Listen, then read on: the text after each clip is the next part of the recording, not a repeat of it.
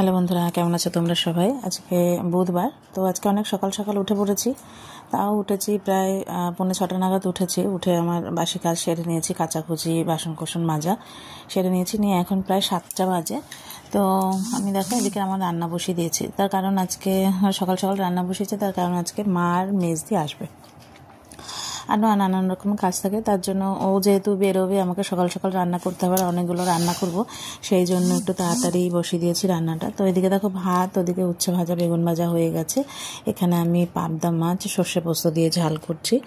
তো তারপরে করব এই যে মাংস করছি। পাবদা মাছটা হয়ে গেছে, আর এদিকে আমি ছোট্ট একটা বাটিতে টমেটো দিয়ে চাটনি করব বলে তার জন্য চাটনিটা বসিয়ে দিয়েছি। আর এদিকে দেখো আমি চিকেনটা বসিয়ে দিয়েছি। তো আমার চিকেনটা প্রায় হয়ে এসেছে।